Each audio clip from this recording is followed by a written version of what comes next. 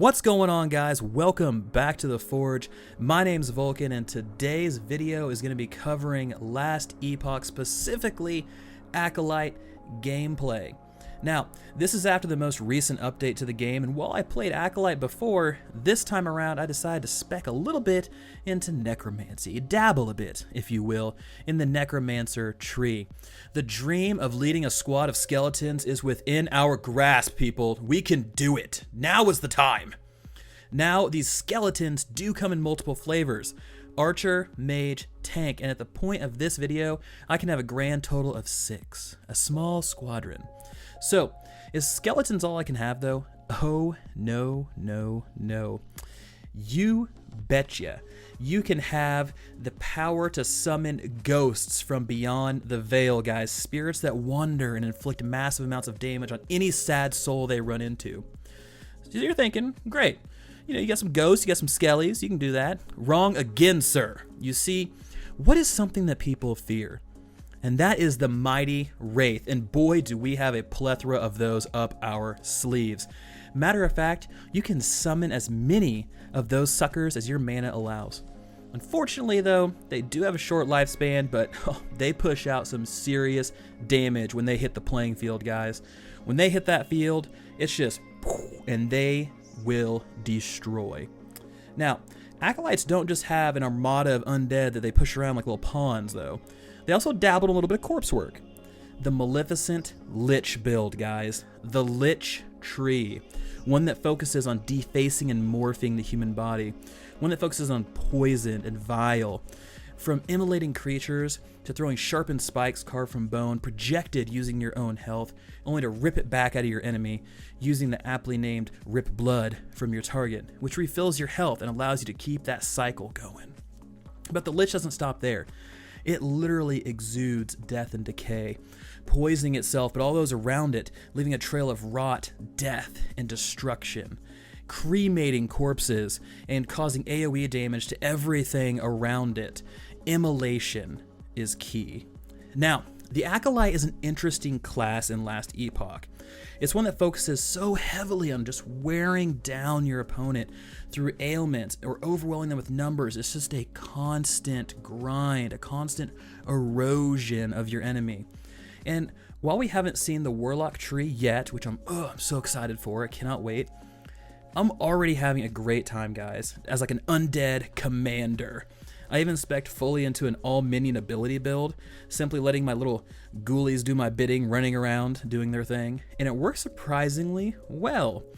But, unfortunately, I didn't have quite the mana pool for it yet, so back to my direct damage spells. Not all of them, though. Not all of them. I kept most of my minion spells. Just, you know, a little bump, help them out.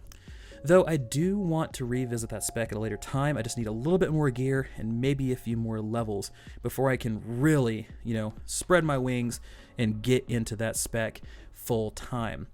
Now, compared to the other classes, this one definitely lacks the sheer burst damage like the Mage, the Spellblade specifically, but it makes it up in complexity, uniqueness, and overall enjoyment. Plus, it does surprisingly well on bosses, as it never wears down, guys. It is just a consistent tick-tock of damage and death.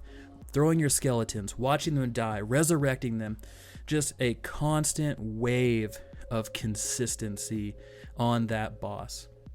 So, I've kitted out my character with pure plus minion damage, specializing in Wandering Spirits and the Skeleton skill. So Wandering Spirits, they'll fear everything around them, and then they'll just chase them down and just straight murder them. And Skeletons, obviously, because I want to raise up to 6. And interesting thing about Skeletons is they're random, so, well, to a certain extent. But you basically just have to cycle through until you get what you want, until you get to the cap of 6, and then it'll give you 2 tanks, 2 mages, 2 archers. So there's that. And you can even spec more into mages, you can spec more into archers or tanks, depending on what your, I'll say, preferences.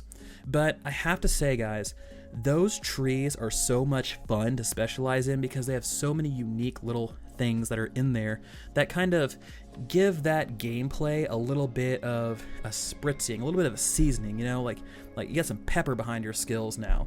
And whether that's upon death, a wraith comes out of the grave, or whether it's something like your skeletons deal fire damage now, little things like that. I really like it. I mean, each one has a pro and con, but nevertheless, it's still something. So, Last Epoch as a whole, guys, though, is really coming along, and I've been so excited to get back, see the new changes, check out some new stuff, and I think this next time around, I'm going to try the Knight. He is the person, or class rather, that I have the least amount of experience with, and I'm really excited to get in there and really just learn. So, get ready for that, but enjoy the Acolyte gameplay, guys. If you have any questions, obviously, let's get a conversation rolling downstairs and let's start talking about this stuff. But I want to hear from you. You know, what is something about the Acolyte that really kind of interests you? Is this something you typically play? I know my friend who saw this was like, oh yeah, it's like kind of like an Affliction Warlock in World of Warcraft. I was like, a little bit, you know, but I want to hear from you guys. Is this a class that's interesting? I know somebody left a comment, this was a couple weeks ago, no, it was about a week ago, and they were asking for a necromancy and a army of skeletons type of build, and I think this right here will definitely fit that bill. So I'm curious to hear what you guys have to say, but as always, this has been WOLCEN, and I am out of here.